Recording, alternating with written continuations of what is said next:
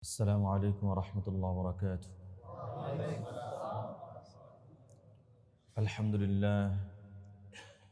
الحمد لله نحمده ونستعينه ونستغفره ونؤمن به ونتوكل عليه ونعوذ بالله من شرور أنفسنا ومن سيئات أعمالنا. من يهده الله فلا مضل له ومن يضلله فلا هادي له. ونشهد أن لا إله إلا الله وحده لا شريك له. ونشهد أن سيدنا ومولانا محمدًا عبده ورسوله الذي لا نبوة بعد نبوته ولا رسالة بعد رسالته ولا شريعة بعد شريعته ولا طريقة بعد طريقته. أرسله الله تعالى بالحق إلى الخلق بشيرا ونذيرا وداعيا إلى الله تعالى بإذنه وسراجا وقمرا منيرا. أما بعد فأعوذ بالله من الشيطان الرجيم. بسم الله الرحمن الرحيم. نساؤكم حرث لكم فأتوا حرثكم أنى شئتم وقدموا لأنفسكم واتقوا الله واعلموا أنكم ملاقوه وبشر المؤمنين. ولا تجعلوا الله عرضة لأيمانكم أن تبروا وتتقوا وتصلحوا بين الناس والله سميع عليم. لا يؤاخذكم الله باللغو في أيمانكم ولكن يؤاخذكم بما كسبت قلوبكم والله غفور حليم. للذين يؤلون من نسائهم تربص 4 أشهر فإن فاءوا فإن الله غفور رحيم. وإن عزموا الطلاق فإن الله سميع عليم. والمطلقات يتربصن بأنفسهن 3 قروء ولا يحل لهن أن يكتمن ما خلق الله في أرحامهن إن كن يؤمن بالله واليوم الآخر وبعولتهن أحق بردهن في ذلك إن أرادوا إصلاحا ولهن مثل الذي عليهن بالمعروف وللرجال عليهن درجة والله عزيز حكيم. صدق الله مولانا العظيم. وقال النبي صلى الله عليه وسلم تزوجوا ولا تطلقوا فإن الطلاق يهتز منه عرش الرحمن أو كما قال النبي صلى الله عليه وسلم. صدق الله مولانا العظيم وصدق رسوله النبي الكريم ونحن على ذلك لمن الشاهدين والشاكرين والذاكرين والحمد لله رب العالمين. سبحانك لا علم لنا إلا ما علمتنا إنك أنت العليم الحكيم. سبحانك لا فهم لنا إلا ما فهمتنا إنك أنت الجواد الكريم. اللهم انفعنا بما علمتنا وعلمنا ما ينفعنا. رب اشرح لي صدري ويسر لي أمري واحلل عقدة من لساني يفقه قولي وبك نستعين يا مستعان. اللهم صل على سيدنا محمد اللهم صل عليه وسلم وأذهب حزن قلبي في الدنيا والآخرة.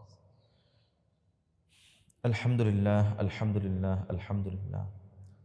আল্লাহ রাব্বুল আলামিনের দরবারে লাখো কোটি শুকর জ্ঞাপন করছি যে মহান রব্বে কারীম আমাদেরকে পবিত্র কোরআনে কারীমের তাফসীরের ক্লাসে উপস্থিত হওয়ার সুযোগ ও তৌফিক দান করেছেন। গত মঙ্গলবারে আমি তাফসীর করতে পারিনি, ছিলাম না আপনাদের কাছে। বাহিরে গিয়েছিলাম বিশেষ কাজে। আল্লাহ রাব্বুল আলামিন আজকে কোরআনে কারীমকে সামনে নিয়ে বসার সুযোগ দান করেছেন। অন্তরস্থল থেকে শুকর আদায় করে বলি আলহামদুলিল্লাহ।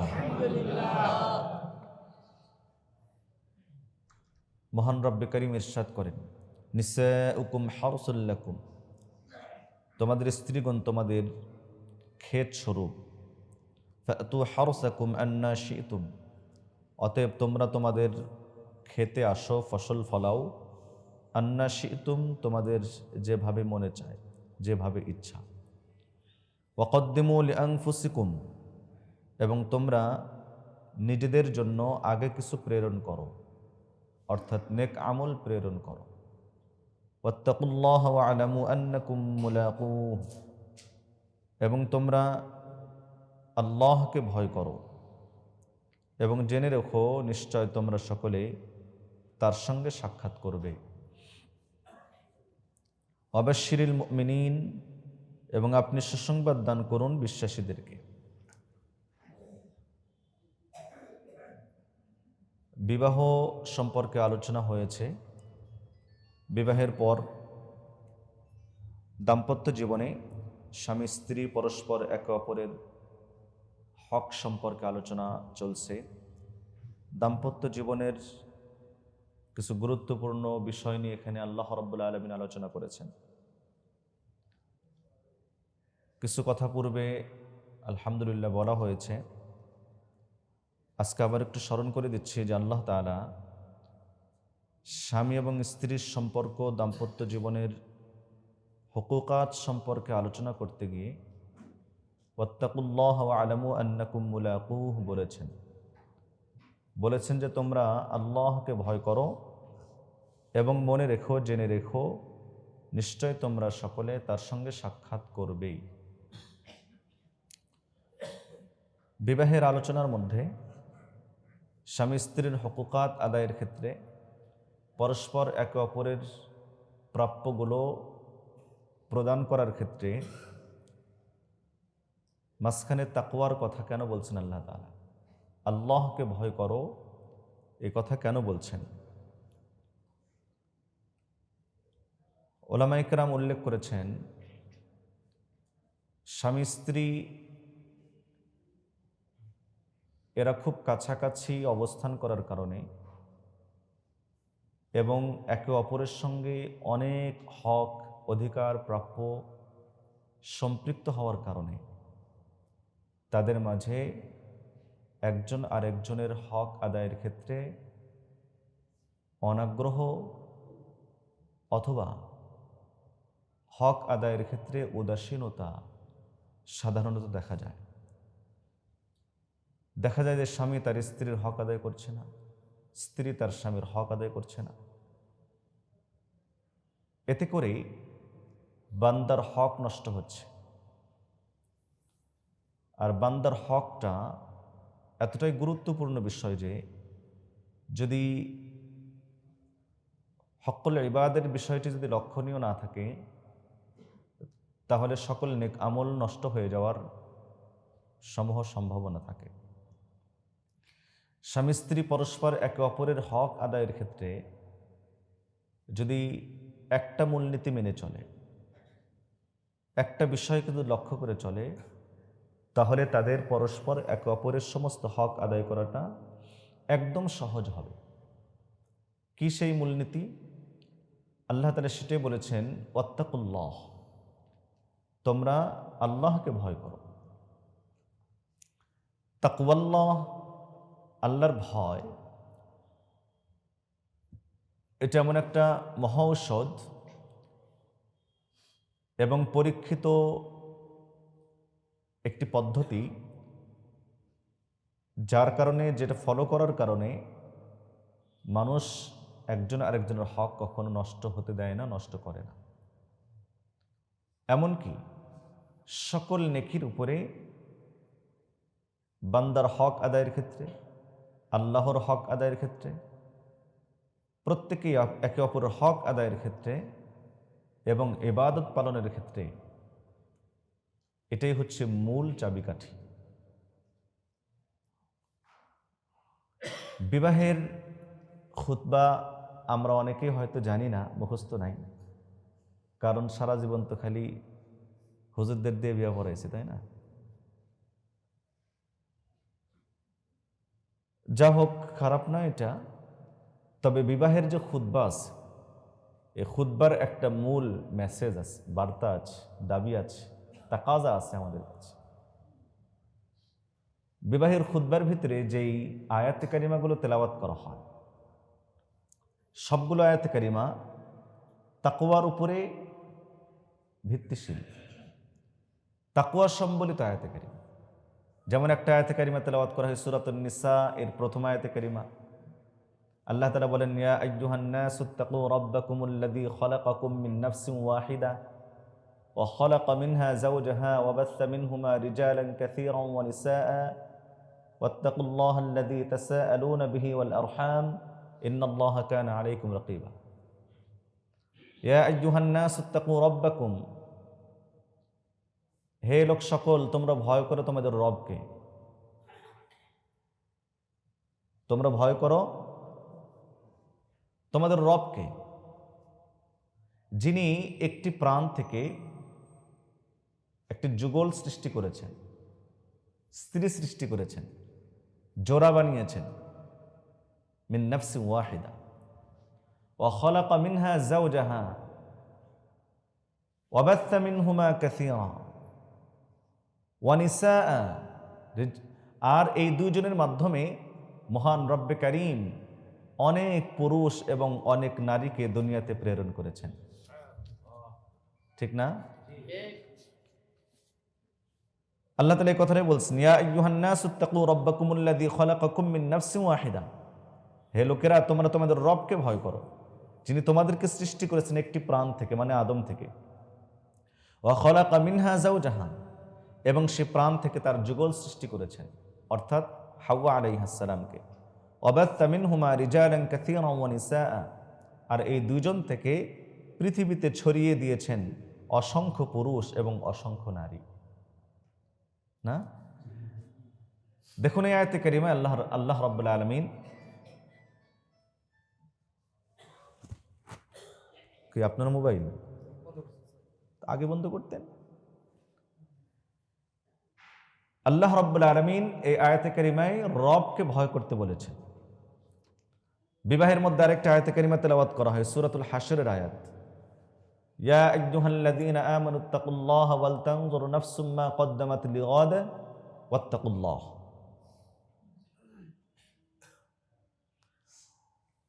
আল্লাহ তাআলা বলেন, মুমিনরা তোমরা আল্লাহকে ভয় করো, আর প্রত্যেক ব্যক্তিকে লক্ষ্য করা উচিত সে আগামী কালকের জন্য কি প্রেরণ করছে। ওয়াত্তাকুল্লাহ, আবারও আল্লাহ তাআলা বলেন, এবং তোমরা ভয় করো আল্লাহকে। সূরাতুন নিসার প্রথম আয়াতে কারিমাতেও মহান আল্লাহ রাব্বুল আলামিন তাকওয়ার কথা, আল্লাহকে ভয় করার কথা দুইবার বলেছেন। সূরাতুল হাশরের মধ্যেও দুইবার ভয় করার কথা বলেছেন, যেটা বিবাহের খুতবার ভিতরে পড়া হয়। মহান রব্বে কারীম সূরাতুল আহজাবের মধ্যে শেষের দিকে গিয়ে বলেন, ইয়া আইয়ুহাল্লাযীনা আমানুত্তাকুল্লাহা, হে লোক সকল, ইমানদাররা তোমরা ভয় করো আল্লাহকে। ওয়াকুলু কাওলান সাদীদা, আর তোমরা সোজা কথা বলো, সত্য কথা বলো। এই আয়াতে কারিমাটাও বিবাহের খুতবার মধ্যে পড়া হয়। আরেকটা আয়াতে কারিমা পড়া হয়, ইয়া আইয়ুহাল্লাযীনা আমানুত্তাকুল্লাহা হাক্কা তুকাতিহি, হে মুমিনগণ তোমরা আল্লাহকে যথাযথ ভয় করো। ওয়ালা তামুতুন্না ইল্লা ওয়া আনতুম মুসলিমুন, মুসলমান না হয়ে মৃত্যুবরণ করো না। দেখুন, বিবাহের খুতবার ভিতরে যে আয়াতে কারিমাগুলো পড়া হয় সবগুলো তাকওয়ার আলোচনার উপরে ভিত্তিশীল, তাকওয়া সম্বলিত। কেন? কারণ হলো এই যে স্বামী স্ত্রীর মধ্যে সবচেয়ে বেশি যন্ত্রণায় পড়ে গেল।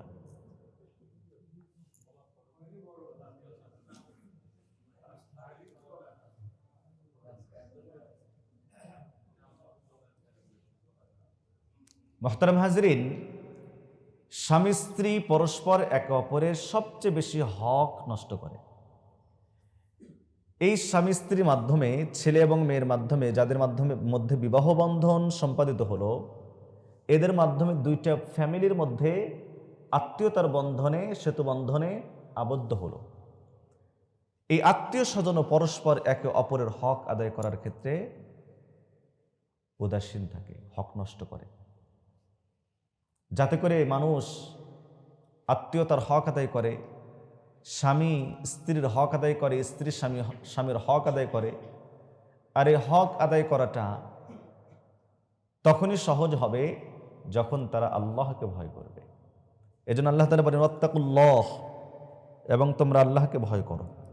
ওয়ালামু আন্নাকুম মুলাকু, এবং তোমরা জেনে রেখো নিশ্চয় তোমরা সকলে আল্লাহর সঙ্গে সাক্ষাৎ করবে। না সাক্ষাৎ হবে না? হবেই হবে। ওয়াবাশশিরিল মুমিনিন, এবং আপনি সুসংবাদ দান করুন মুমিনদেরকে। যারা এই কথাগুলো বিশ্বাস করে, মুমিনকে, যার ভিতরে ঈমান আছে। ঈমান কি? সত্য জানা, সত্য মানা। সত্য জানা ও সত্য মানা।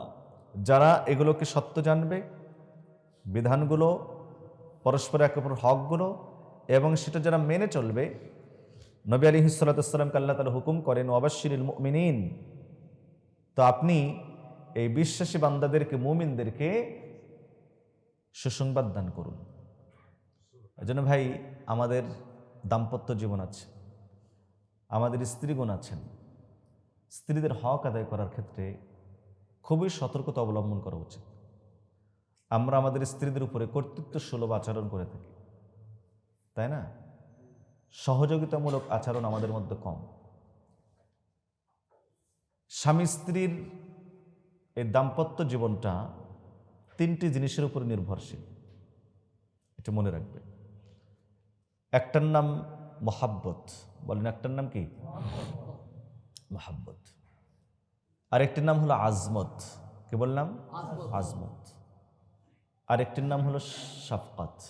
কি? শাফকাত। মহাব্বত, আজমত, শাফকাত। মহাব্বত দুজনের মধ্যেই থাকতে হবে, স্বামীর মধ্যেও থাকবে, স্ত্রীর মধ্যেও থাকবে।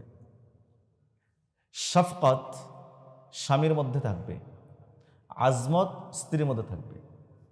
তার মানে স্বামীর মধ্যে দুইটা গুণ থাকবে, স্ত্রীর মধ্যেও দুইটা গুণ থাকবে। স্বামীর ভিতরে দুইটা গুণ থাকবে, একটার নাম হলো মহাব্বত আর একটার নাম হলো শাফকাত। মহাব্বত মানে ভালোবাসা, শাফকাত মানে স্নেহ, আদর। স্বামীর অন্তরের ভিতরে স্ত্রীর প্রতি যেমন প্রেম থাকবে, ভালোবাসা থাকবে, সাথে কি থাকবে? স্নেহ থাকবে। আর স্ত্রীর মধ্যে একই সঙ্গে দুইটা গুণ থাকতে হবে, একটার নাম মহাব্বত আর একটার নাম আজমত। মহাব্বত মানে ভালোবাসা, আজমত মানে সম্মানবোধ। আজমত মানে সম্মানবোধ। তাহলে স্ত্রীর মধ্যে কি থাকবে? স্বামীর প্রতি ভালোবাসা, সম্মানবোধ। উভয়টি যখন একসঙ্গে থাকবে তখন ব্যালেন্স করে চলতে পারে। সমস্যাটা এখানেই হয়, স্বামীর অন্তরে স্ত্রীর প্রতি হয়তো ভালোবাসা প্রবল হয়ে যায় অথবা কম থাকে। কম থাকলেও হক নষ্ট হয়, প্রবল হলেও হক নষ্ট হয়। স্নেহ যদি না থাকে তখনও হক নষ্ট হয়। তাই মহাব্বতের সাথে কি থাকতে হবে? স্নেহ থাকতে হবে, আদর থাকবে, সোহাগ থাকবে, স্নেহ এবং মমত্ববোধ থাকবে। কর্তৃত্বসুলভ আচরণ যেন না হয়, শুধুই কর্তৃত্বসুলভ আচরণ। পুরুষদেরকে আল্লাহ তাআলা কর্তৃত্ব দান করেছেন, কিন্তু শুধুই যেন কর্তৃত্বসুলভ আচরণ না হয়। স্ত্রীর অন্তরেও যদি স্বামীর প্রতি একই সঙ্গে দুটো জিনিস থাকে, সম্মানবোধ এবং ভালোবাসা, মহাব্বত, আজমত আর মহাব্বত, তাহলে পরে তখন ওই স্ত্রী স্বামীর হক আদায় করতে পারে। ক্ষেত্র বিশেষ দেখা যায় স্ত্রীর অন্তরের ভিতরে স্বামীর প্রতি ভালোবাসা আছে কিন্তু আজমত নেই, সম্মানবোধ নেই। কখনো কখনো স্ত্রীর অন্তরে সম্মানবোধটাই বেশি জাগ্রত থাকে, মহাব্বত তখন কম থাকে, এতে করেও হক নষ্ট হয়। মুহতারাম হাজিরিন, এজন্য এই তিনটা জিনিসের উপরে, তিনটা গুণ, একই সঙ্গে স্বামীর মধ্যে দুইটা থাকবে, একই সঙ্গে স্ত্রীর মধ্যে দুইটা থাকবে। এই তিনটা গুণের উপরে দাম্পত্য জীবন হলো চলমান।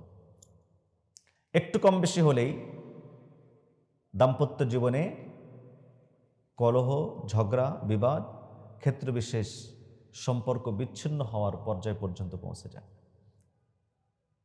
আমরা আমাদের স্ত্রীদের সঙ্গে যেমন ভালোবাসা রাখবো, তেমন স্নেহ এবং মমত্ববোধ রাখবো। কি বলেন? হ্যাঁ, কিরকম মমত্ববোধ রাখবেন, ভালোবাসা কেমন রাখবেন? দু একটা উদাহরণ দিই। ঘরে প্রবেশ করে সালাম দেওয়ার সময়, ঘরে প্রবেশের সময় সালাম দিয়ে প্রবেশ করা, স্ত্রী এবং সন্তানদের সামনে হাসি মুখে তাদের সামনাসামনি হওয়া, ঘরে যাওয়ার পর ঘরের কাজগুলোতে স্ত্রীকে সহযোগিতা করা। যেমন বিছানাটা এলোমেলো, আপনি একটু গোছায় নিলেন, গোছায় দিলেন। দেখলেন রান্নার কাজে সে একা একা কষ্ট পাচ্ছে, তো আপনি একটু তার কাছে গিয়ে দাঁড়ালেন, একটু এটা একটু আগায় দিলেন। রাত্রিতে ঘুমানোর সময় মশারি টানানি যেন মারামারি না লাগে, টানাটানি না লাগে। কি বলেন? সে প্রতিদিন টানাবে আর আপনি হলো ব্যারিস্টার হয়ে প্রতিদিন খালি শুয়ে থাকবেন, এরকম যেন না হয়। ও যদি 5 দিন টানে, তো সপ্তাহে 3 দিন, তো 2 দিন তো আপনি টানাতে পারেন, আমি টানাতে পারি। খাবার শুধু সেই গোছায় দিবে না, আপনিও মাঝে মধ্যে একটু গোছায় দিয়ে। ঘর বাড়ি শুধু সে একাই ঝাড়ু দেবে না, আপনিও মাঝে মধ্যে একটু ঝাড়ু দিয়ে দিন। কি বলেন? শরম পাইতেছেন না? গ্রামের লোকজন তো এগুলো মানেই না, নেই। যারা শহরে থাকে তারা একটু করে, কিন্তু কেন করে তা জানি না। হয়তো ভালোবাসার কারণেই করে, অথবা অন্য কোনো কারণে থাকতে পারে। মাঝে মধ্যে করা উচিত। স্বামী তার স্ত্রীকে সহযোগিতা করবে, তাহলে যেমন তার প্রতি মহব্বত আছে, মহব্বতের সাথে সাথে শাফকাতও প্রকাশ পাবে। আমি এর আগে কইছি, শোনেন ভালো করে। কোন স্বামীর জন্য রান্না করে দেওয়া স্ত্রীর দায়িত্ব না। আমার খাবার রেডি করা, আমার খাবার তৈরি করা, আমার খাবার পাকানোর প্রয়োজন হলে পাকানো, এটা আমার দায়িত্ব। ইসলামী আইনি দৃষ্টিকোণ থেকে শরীয়ত আইন স্ত্রীর উপরে রান্না বান্না করাকে, খাবার প্রস্তুত করাকে অবধারিত করে নাই, ওয়াজিব করে নাই। নীতিগতভাবে দায়িত্ব না। আপনারা আমার সঙ্গে একমত হতে পারেন, আচ্ছা স্ত্রীর ভরণ পোষণের দায়িত্ব কার? কথা বলেন না কেন? দেন তো, তো কন না কে? স্ত্রীর ভরণ পোষণের দায়িত্ব কার? স্বামীর। তো ভরণ পোষণের মধ্যে পোশাক থেকে শুরু করে অন্যান্য যা কিছু আছে, খাবার কি তার মধ্যে নেই? খাবার শুধু কামাই করে নিয়ে এসে ঘর পর্যন্ত পৌঁছে দেওয়াটাই দায়িত্ব না। খাবারের পূর্ণতা পায় যখন সেটা খাবারের উপযুক্ত হয়। তো উপযুক্ত খাবার স্ত্রীকে দেওয়া দায়িত্ব কার? উপযুক্ত খাবার স্ত্রীকে দেওয়ার দায়িত্ব স্বামীর, থাকতে দেওয়ার দায়িত্ব স্বামীর, পোশাক পরিচ্ছদের দায়িত্ব স্বামীর, অন্যান্য প্রয়োজন পুরা করার দায়িত্ব স্বামীর।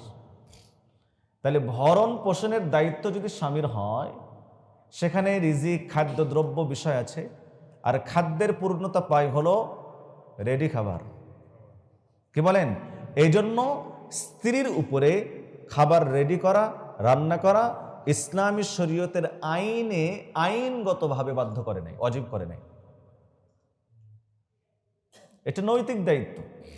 স্ত্রী মনে করবে যে আমার স্বামী আমার জন্য এত কষ্ট করে, আমার জন্য ইনকাম করে, আমার সন্তানদেরকে ভালো রাখার জন্য কত কষ্ট করে, বাহিরে কত পেরেশানি পোহাতে হয়, তা আমাদের সুখ শান্তির জন্যই তো, আমাদের একটু ভালো রাখার জন্যই তো। এই জন্যই স্ত্রীর নৈতিক দায়িত্ব হলো স্বামীকে ভালো রাখা। কি বলেন? তাহলে রান্না করার কাজে যদি আমি আমার স্ত্রীকে সহযোগিতা করি, এটা কি অন্যায় না ন্যায়? এটা কি ভুল না ঠিক? তা ঠিক কাজ করতে শরম কেন? তদুপরি রাসূলুল্লাহ সাল্লাল্লাহু আলাইহি ওয়াসাল্লামের সুন্নাহ হলো স্ত্রীর কাজে, ঘরের কাজে স্ত্রীকে সহযোগিতা করা। এটা নবী আলাইহিস সালাতু ওয়াস সালামের সুন্নাত। স্ত্রীর প্রতি মহব্বতের সাথে সাথে শাফকাত থাকবে। শাফকাতের এগুলো এক একটা বিষয়, তার কাজে সহযোগিতা করা। সেদিন একজন আমাকে শোনাচ্ছেন, উনি অনেক বড় মানুষ, আমাকে বলতেছে, আমাকে নাম ধরে বলতেছে, আব্দুল্লাহ, আমি একদিন বাড়ির উঠান ঝাড়ু দিচ্ছি। এর মধ্যেকার ঘটনা। কয় বাড়ির উঠান ঝাড়ু দিচ্ছি, কয় আমার মা আসছে। আমার মা এসে কইতেছে, গাদা তুমি ঝাড়ু দিতেছ? এসে কি কয়? কয় গাদা, আমাদের সেখানে মানুষ না, কয় গাদা তুমি ঝাড়ু দিতেছ? তো উনি বলতেছেন, মা অসুবিধা কি, এ বাড়ি তো আমার, তা আমার বাড়ি আমি ঝাড় দেবো না, কে দেবে? গ্রামের মানুষ। দেখেন, তার এই কথা শুনে আমি অবাক হয়ে গেছি। তার স্ত্রী কেমন? উনি আমাকে বলতেছিলেন, আমার আত্মীয়র ভিতরে আমাকে বলতেছিলেন যে আমার বিবাহের 34 বছর পার হচ্ছে, কোনোদিন তোমার অমুকে আমার কাছে একটা সাবানও কেনার দাবি করে নাই। আমাকে বলে না এই জিনিসটা এনে দেন, এটা প্রয়োজন, তেল লাগবে, সাবান লাগবে, কোনোদিন বলে নাই। কাপড় চোপড় লাগবে, কোনোদিন বলে নাই। বিবাহের কত বছর হয়েছে? 34 বছর।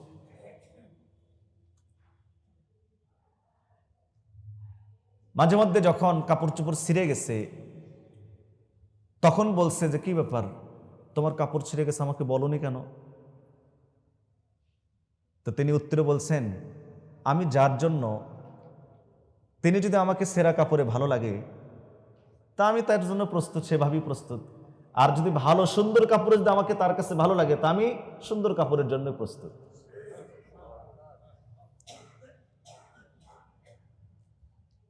এটা হলো দাম্পত্য জীবন। আমি যার, সে আমাকে যেভাবে দেখতে পছন্দ করে আমি সেভাবেই প্রস্তুত। ভালো কাপড়, সুন্দর কাপড়, নতুন কাপড় যদি দেখতে পছন্দ করে আমি সেটার জন্য প্রস্তুত। আর ছেঁড়া কাপড়ে দেখতেও যদি সে প্রস্তুত, ভালো লাগে তার, আমি সেটার জন্য প্রস্তুত। কোনোদিন একটা সাবান কেনার কথা কোনোদিন বলে নাই। তাহলে স্ত্রী এমন, স্বামী এমন, যে উঠান ঝাড়ু দিচ্ছে। আমাকে বলতেছিলেন যে আমি অনেক সময় রান্না করে, ভর্তা ছানা যা পারি সেটা করে, তারপরে প্রস্তুত করে খাবারের দস্তরখানা দিয়ে আমি আমার স্ত্রী এবং সন্তানদেরকে ডেকে তুলি যে আসো, খাবার রেডি করছে, আসো খানা খাও।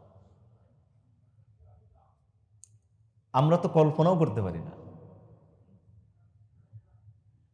আমি এটা 1000 বছরের আগের ইতিহাস শোনাচ্ছি না।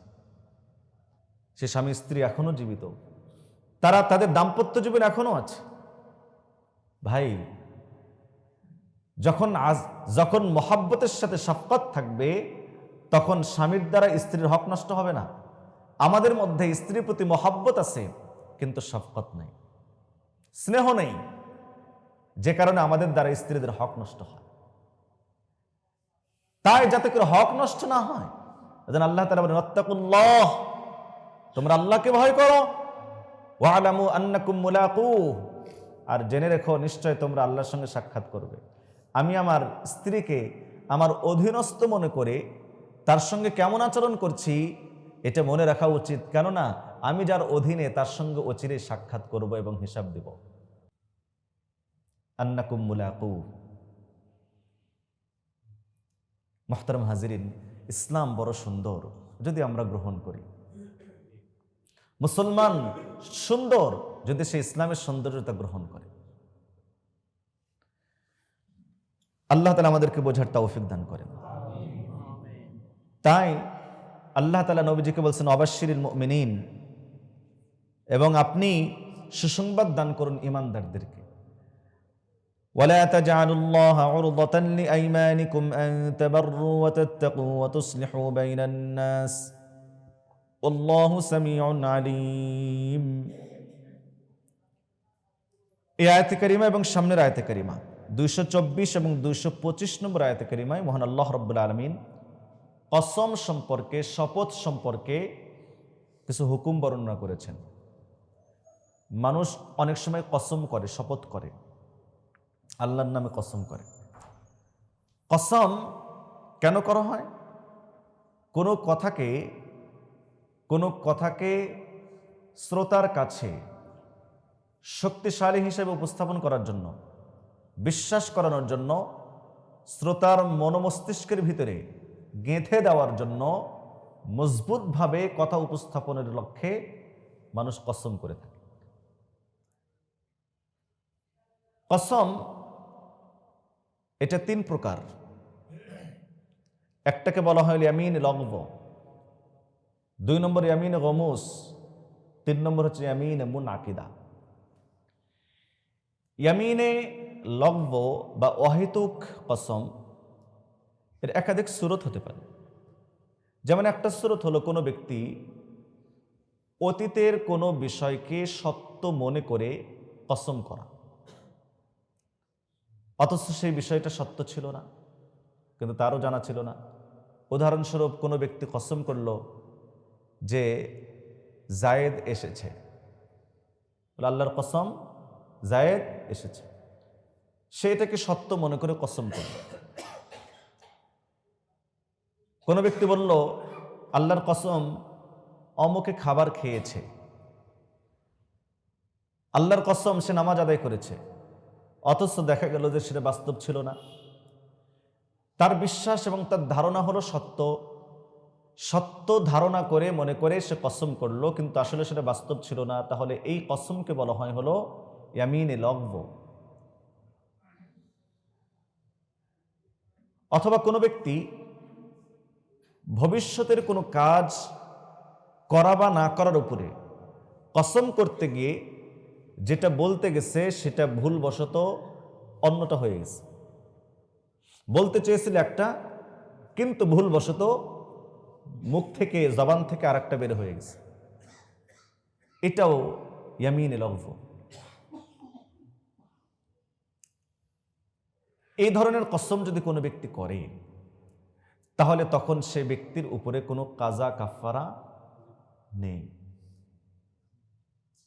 ইয়ামিন গমুস যেখানে ইচ্ছার দখল থাকে, ইচ্ছা থাকে, সেখানেও কাফারা নেই, যদিও গুনাহ হয়। 3 নম্বর ইয়ামিন মুনআকিদা, ভবিষ্যতে কোনো কাজ করা বা না করার উপরে জেনে শুনে বুঝে কসম করা, এবং সে কসম যদি কোনো ব্যক্তি পুরা না করে তাহলে এটা হলো ইয়ামিন মুনআকিদা। যদি কোনো ব্যক্তি কসমকে পুরা না করে তাহলে তখন তার যেমন গুনাহ হবে, কাফারাও দিতে হবে।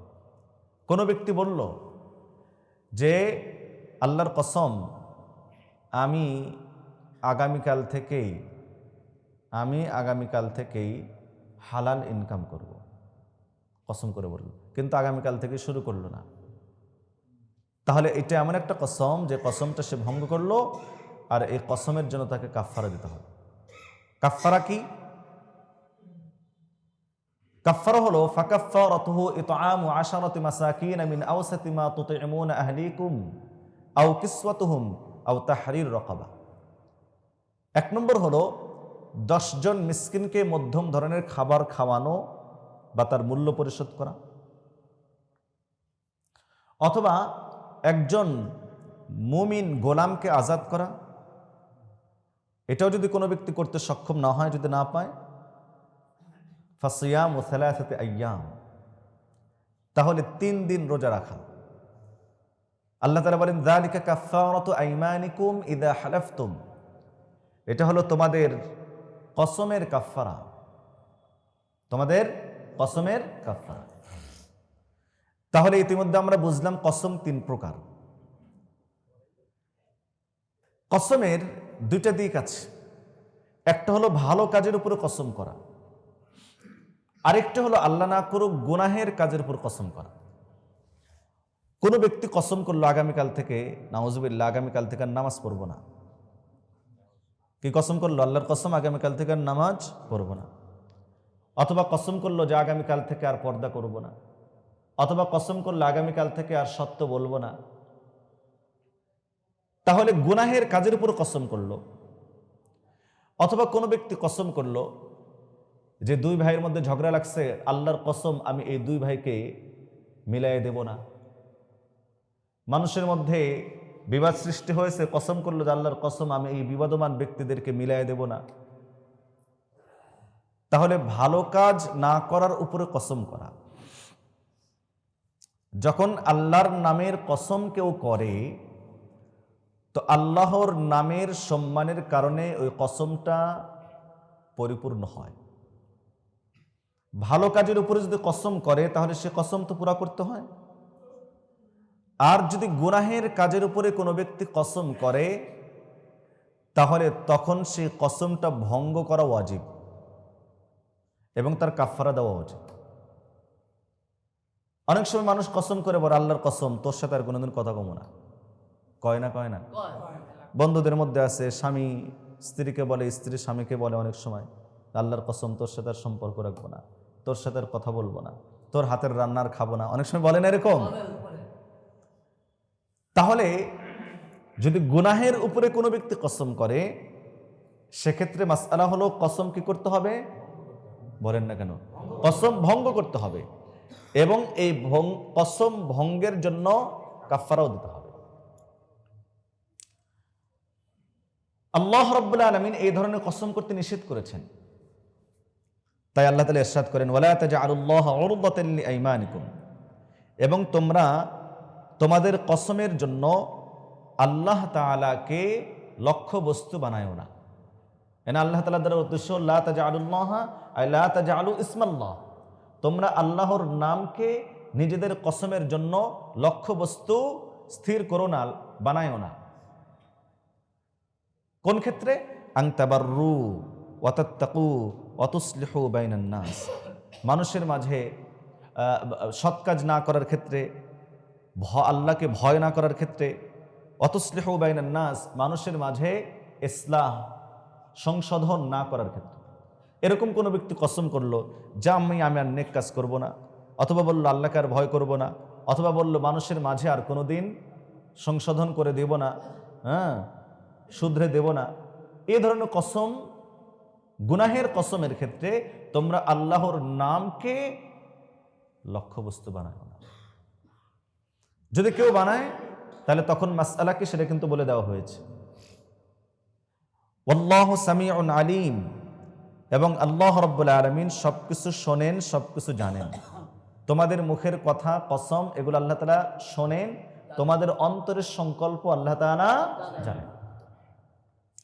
লা ইউআখিযুকুমুল্লাহু বিল-লাগবি ফি আইমানিকুম, আল্লাহ তাআলা তোমাদেরকে পাকড়াও করেন না, বিল-লাগবি ফি আইমানিকুম, তোমাদের অযথা কসমের ক্ষেত্রে, অযথা কসমের ক্ষেত্রে। তো ইয়ামিন লগ্ব, অযথা কসম কি সেটা কিন্তু বলেছি। ওয়ালাকিন ইউআখিযুকুম বিমা কাসাবাত কুলুবুকুম, তবে আল্লাহ রাব্বুল আলামিন তোমাদেরকে পাকড়াও করেন বিমা কাসাবাত কুলুবুকুম, ওই কসমের ক্ষেত্রে যে কসম তোমাদের অন্তরের সংকল্পের মাধ্যমে হয়েছে। আল্লাহু গফুরুন হালিম, এবং আল্লাহ রাব্বুল আলামিন পরম ক্ষমাশীল এবং সহনশীল, ধৈর্যশীল। এই দুই আয়াতে কারিমায় কসম সম্পর্কে আলোচনা করা হয়েছে। আবার দাম্পত্য জীবনের আবার কিছু হক সম্পর্কে, হুকুম সম্পর্কে আলোচনা করছে। হয়তোবা এই আলোচনাটা আপনাদের জন্য নতুন। সামনে যে আয়াতে কারিমার 226 নম্বর আয়াতে কারিমায় যেটা আসছে, বাকি মন দিয়ে শুনলে ইনশাল্লাহ বুঝবেন।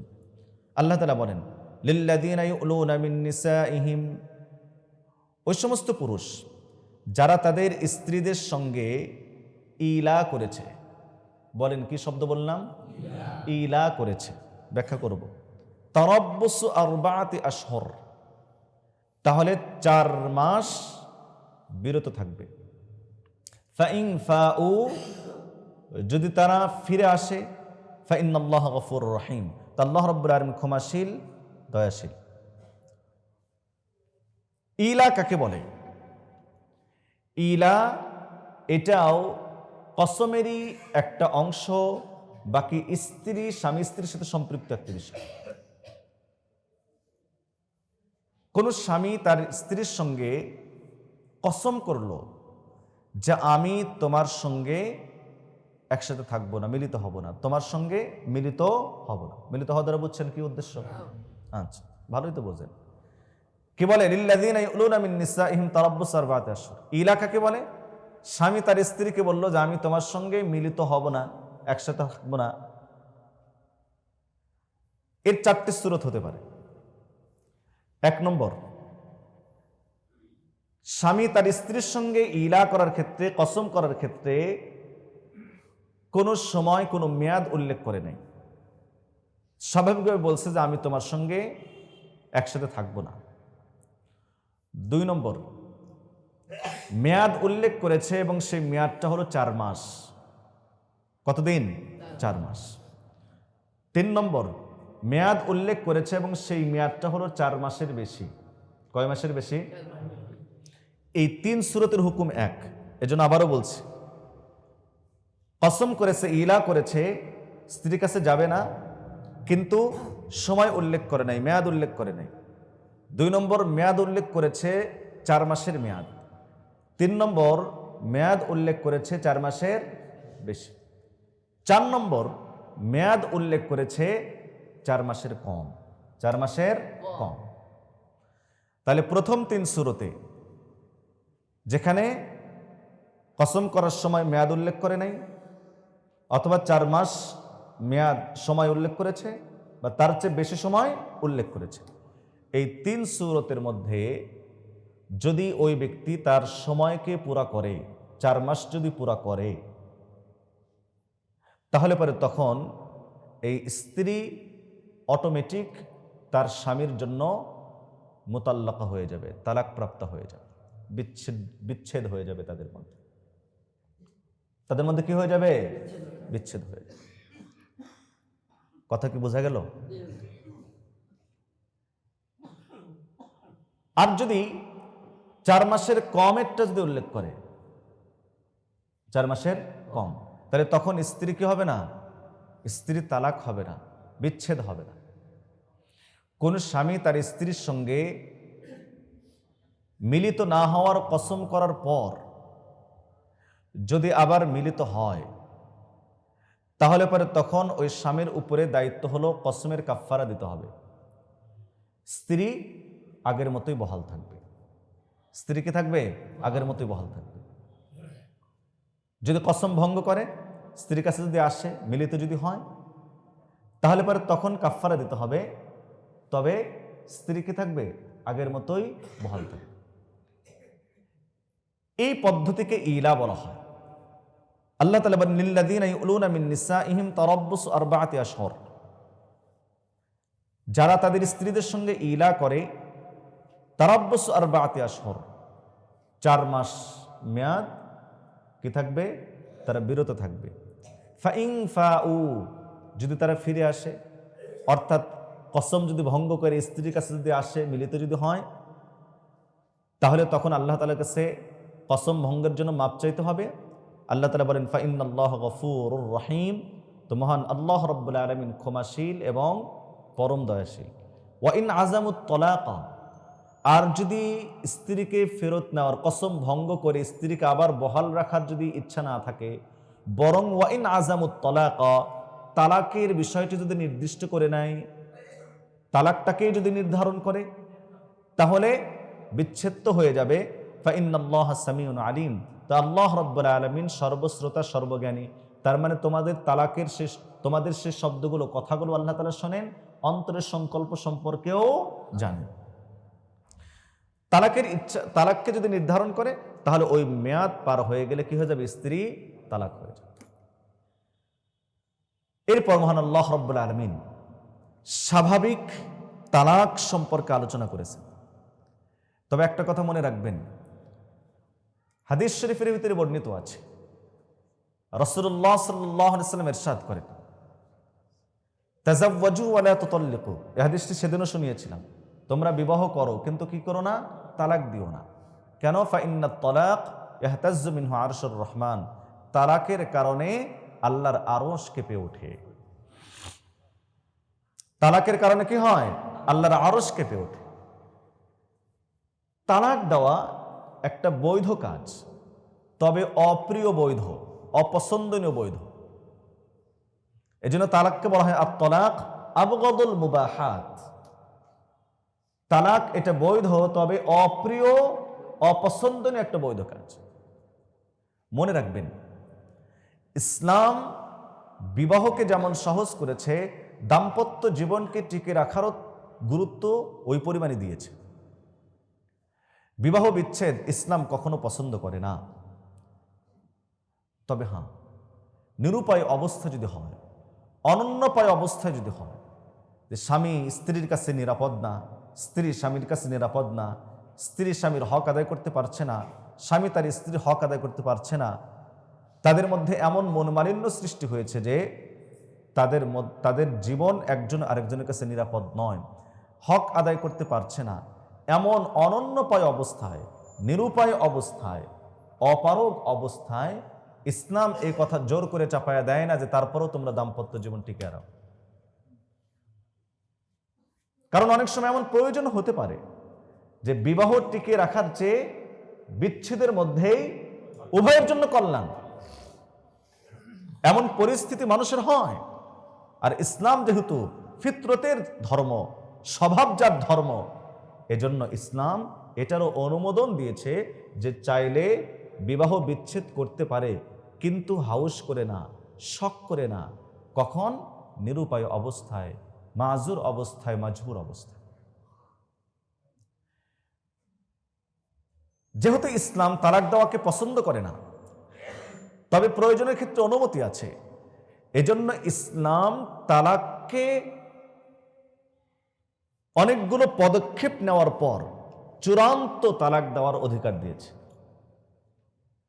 কেননা কখনো কখনো মানুষের মধ্যে রাগারাগির কারণে, ভুল বোঝাবুঝির কারণে অনেক সময় তালাক হয়ে যায়, হয় না? স্ত্রী বলতেছে আমারে তালাক দে, তোর সাথে আমি থাকবো না, তাদের নাই। স্বামীও ওই ওই অবস্থায় মেজাজ টেজাজ খারাপ। কারণ হচ্ছে যে পুরুষ মানুষের হাত কন্ট্রোল হয় না, আর মহিলা মানুষের মুখ কন্ট্রোল হয় না। ও কিল খায় তারপরও পেঁচাল পারে, তাই না? হাতের নিচে থাকে এরপরও কিন্তু আপনার গাল মন্দ করে। তাও খালি গাল মন্দ, বাপ দাদা 14 গোষ্ঠীর সহ একদম ধুইয়া শেষ করে দেয়। আর পুরুষ মানুষ রাগ কন্ট্রোল করতে না পারলে মুখ খোলার আগে হাত তোলে, ঠিক না? এখন ধরেন এমন কোনো অবস্থায় গিয়া যদি তালাক যদি দিতেও যদি হয়, তাহলে ইসলাম সর্বপ্রথমই চূড়ান্ত পর্যায়ের তালাক দেওয়ার অনুমতি দেয়নি। প্রথম ধাপে গিয়ে তালাক দেবে, তার জন্য শর্ত আছে।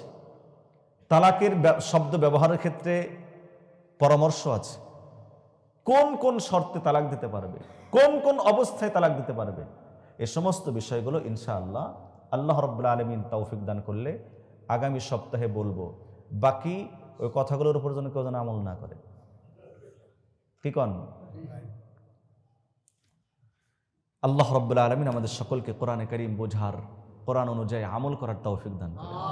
কোরআন কি তালাক দিতে বলেছে না তালাক দেওয়া থেকে বিরত থাকতে বলেছে? যদি প্রয়োজন হয় তাহলে পদ্ধতি বাতলে দিয়েছে। সুবহানাল্লাহ বিহামদিহি সুবহানাল্লাহ।